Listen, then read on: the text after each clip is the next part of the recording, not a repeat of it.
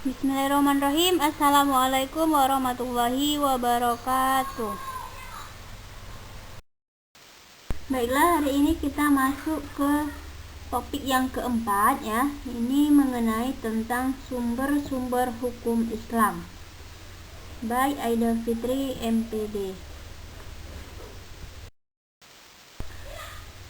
Adapun subtopik dari topik yang keempat ini terdiri atas 3. Nah, yang pertama itu mengenai sumber hukum Islam. Sumber hukum Islam terbagi atas 4. Yang pertama ada Al-Quran, yang kedua Al-Hadis, yang ketiga Ijma, kemudian yang keempat adalah Qiyas. Kemudian subtopik yang kedua itu membahas tentang ilmu akhlak. Kemudian yang ketiga membahas tentang ilmu tarikh. Baiklah, kita masuk ke subtopik yang pertama, itu membahas tentang sumber hukum Islam. Ya, sumber hukum Islam ini tadi terdiri atas 4. Yang pertama itu ada Al-Quran, yang kedua ada Al-Hadis, yang ketiga ada Ijma, dan yang keempat itu ada Qiyas. Ya, yang pertama itu adalah Al-Quran. Secara bahasa, kata Al-Quran berasal dari kata qoro'ah yang artinya bacaan atau yang dibaca. Sedangkan secara istilah, Al-Quran adalah wahyu Allah yang diturunkan kepada Nabi Muhammad SAW. Al-Quran diturunkan selama 22 tahun, 2 bulan, dan 22 hari dalam 2 fase, yaitu yang pertama fase Makkiyah dan yang kedua itu fase Madaniyah. Ya, jadi kata Al-Quran itu diambil dari bahasa Arab ya. Asal katanya itu adalah qoro'ah, artinya bacaan ataupun yang dibaca.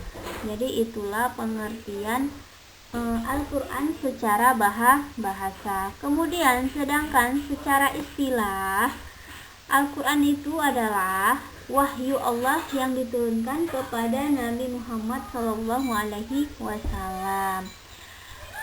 Adapun waktu diturunkannya Al-Quran itu selama 22 tahun, 2 bulan, dan 22 hari. Di mana Al-Quran diturunkan?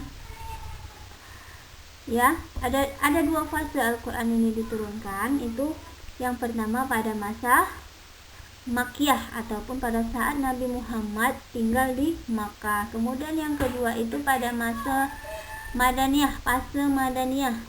Ini ketika Nabi Muhammad sudah hijrah ke kota Madinah. Oke, tadi yang pertama tadi adalah Al-Quran yang berasal dari Allah, kalamullah. Kemudian sumber hukum Islam yang kedua itu adalah hadis. Secara etimologi, hadis berarti baru, dekat, dan berita. Selain kata hadis, ia dikenal dengan istilah sunnah. Secara bahasa, sunnah artinya jalan yang dilalui. Sedangkan secara terminologi, kata hadis ataupun sunnah adalah segala yang dinukilkan ataupun yang diambil dari Nabi Muhammad SAW, baik berupa perkataan, perbuatan maupun persetujuan ya. Jadi berbeda dengan Al-Quran. Jika Al-Quran adalah kalamullah, perkataan Allah ya, berasal dari Allah. Sedangkan hadis ini perkataan yang diucapkan oleh Nabi Muhammad ya. Jadi bukan hanya berupa perkataan saja, tetapi perbuatan dan persetujuan Nabi Muhammad itu juga disebut dengan hadis. Karena apa? Kenapa perkataan, perbuatan, dan persetujuan Nabi itu adalah hadis? Karena Nabi Muhammad adalah utusan Allah. Jadi segala sesuatu yang diucapkannya, yang dibuatnya, kemudian yang disetujuinya itu merupakan hadis ya.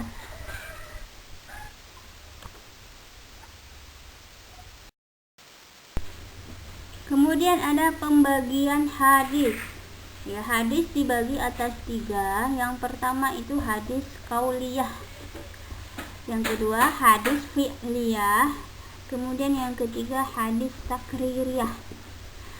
Hadis kauliyah yaitu segala apa saja berupa perkataan yang berasal dari Nabi Muhammad SAW. Ya, jadi hadis kauliyah ini adalah perkataan yang berasal dari Nabi Muhammad. Ya, kemudian yang kedua itu adalah hadis fi'liyah. Apa itu hadis fi'liyah? Hadis fi'liyah yaitu segala apa yang diperbuat dan dilakukan oleh Nabi Muhammad SAW. Ya, jadi berbeda dengan hadis kauliyah. Jika tadi hadis kauliyah adalah perkataan ataupun yang diucapkan Nabi Muhammad, ya. Kalau dia fi'liyah itu perbuatan yang dilakukan Nabi. Contohnya itu ada sholat dan haji, itu contoh ya. Itu kan sholat itu kan merupakan perbuatan ya yang dilakukan, bukan perkataan. Jadi inilah contohnya. Kemudian yang ketiga itu ada hadis takririyah. Apa itu hadis takririyah? Hadis takririyah yaitu diamnya Nabi Muhammad SAW terhadap perkataan ataupun perbuatan yang disaksikan dan diketahui oleh beliau, sedangkan beliau tidak ada memberikan komentar baik perkataan maupun perbuatan. Ya, ini berbeda dengan hadis qauliyah dan hadis fi'liyah. Hadis takririyah ini adalah dia tidak berupa perkataan maupun perbuatan. Akan tetapi ketika sahabat melakukan sesuatu itu, tapi Nabi Muhammad dia melihat, tapi dia tidak memberikan komentar ya, baik berkata atau apapun, melarang atau membolehkan, itu nggak ada. Itu namanya hadis takririyah. Jadi ada 3 ya pembagian hadis, dibedakan berdasarkan ada perkataan, ada yang perbuatan, kemudian takririyah. Oke, selanjutnya sumber hukum yang ketiga itu membahas tentang ijma.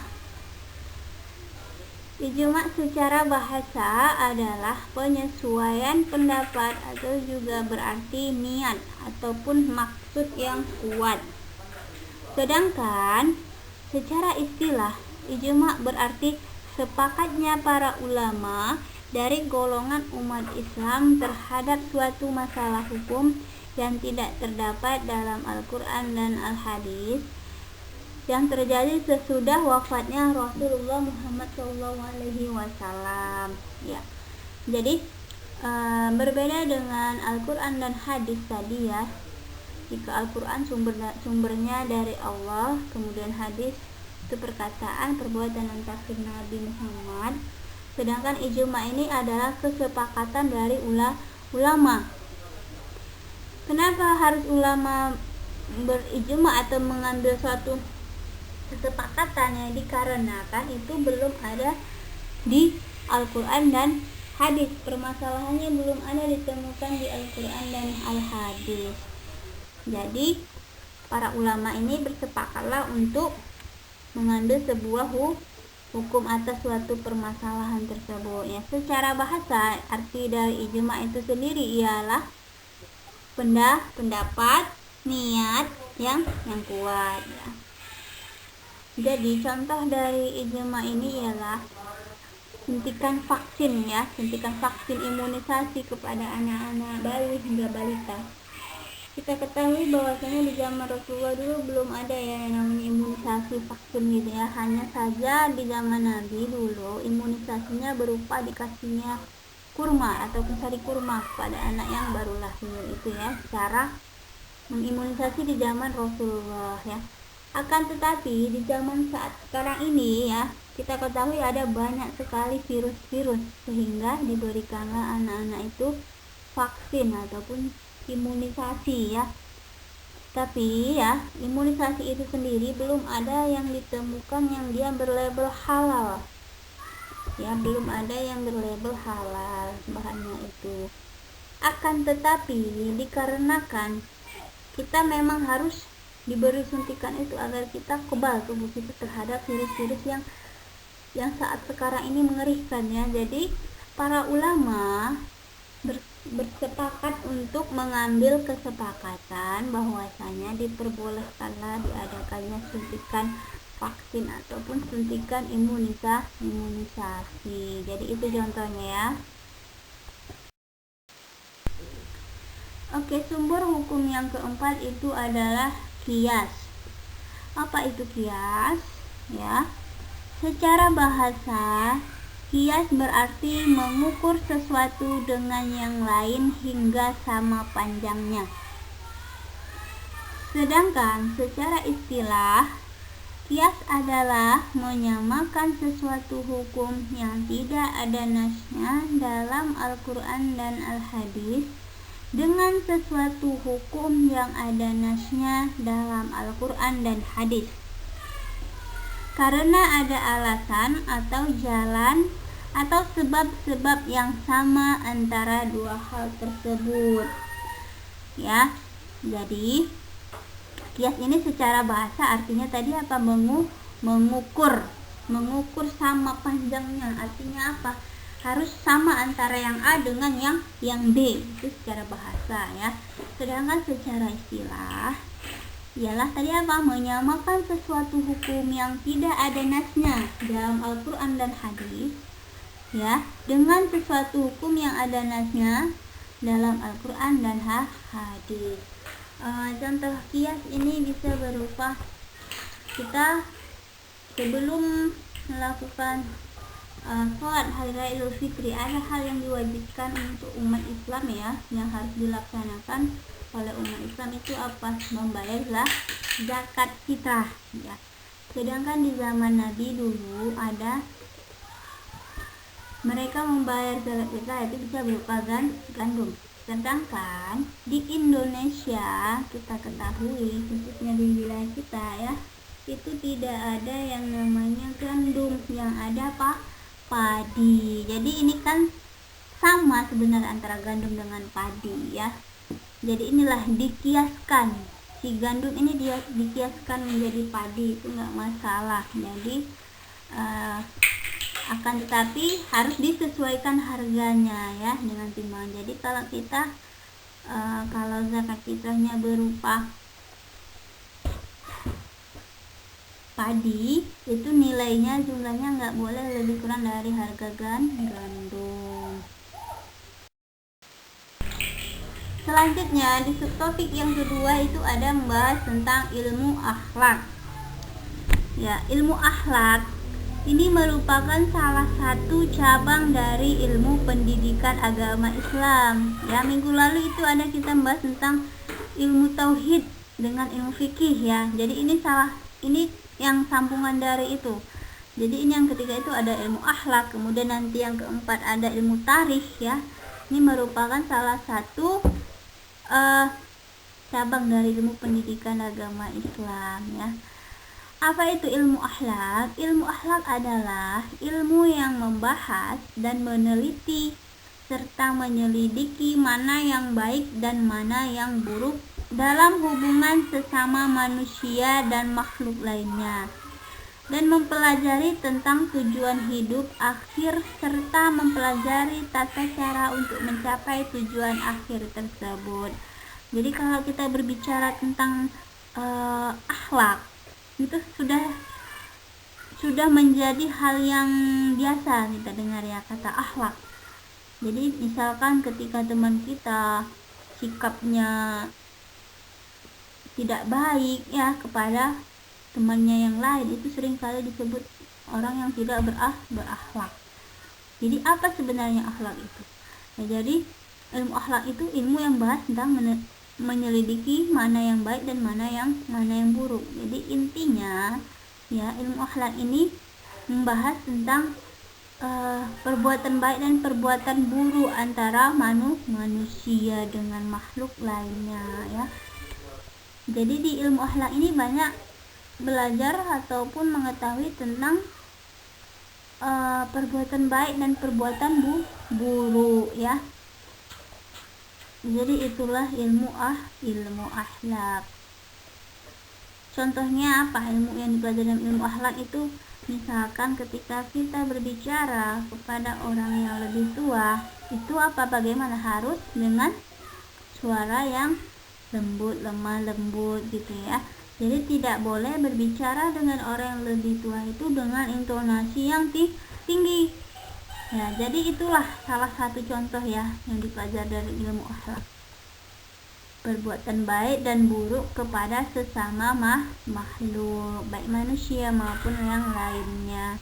Bukan hanya kepada manusia ya, akan tetapi juga kepada hewan dan kepada tumbuhan. Baiklah, subtopik yang ketiga itu ada membahas tentang ilmu tarikh. Ya, jadi ini sudah saya singgung tadi ya.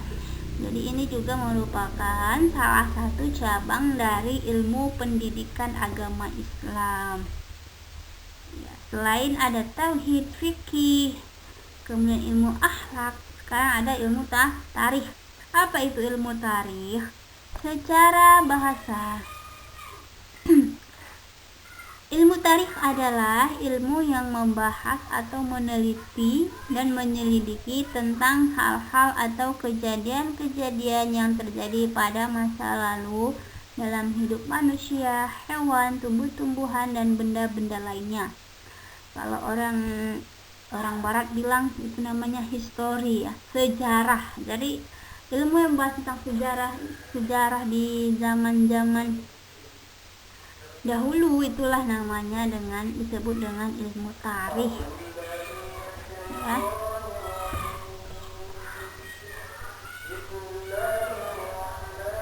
Jadi di dalam ilmu tarikh ini ada membahas tentang sejarah nabi, sejarah pendidikan ya. Tapi sekali lagi kita kembali ya, bahwasanya kita di Anik Medikom ini tidak membahas secara terperinci. Kita hanya membahas tentang secara umum saja ya, karena jika kita bahas ini satu semester nggak cukup ini ya. Ilmu fikih, ilmu tauhid itu nggak bisa dibahas dalam satu pertemuan atau dalam satu topik, akan tetapi dalam satu semester. Jadi itulah bedanya ya, kalian yang belajar di Amik Medikom dengan teman kalian yang belajar misalkan khusus dia ngambil pendidikan agama Islam. Misalkan mereka itu mempelajari ini ilmu tauhid, ilmu fikih, itu merupakan satu mata kuliah masing-masing yang dipelajari dalam satu semester ya. Jadi gitu ya, kita bedanya. Hanya saja kita di sini mengenali bahwasannya ilmu tarikh itu apa? Ilmu yang membahas tentang sejarah ya, kisah-kisah nabi, kapan terjadinya perang gitu ya. Itulah dibahas pada ilmu tarikh. Oke, sampai sini saja perkuliahan kita pada topik yang keempat. Mudah-mudahan apa yang kita pelajari hari ini bisa menambah khazanah pengetahuan kita ya.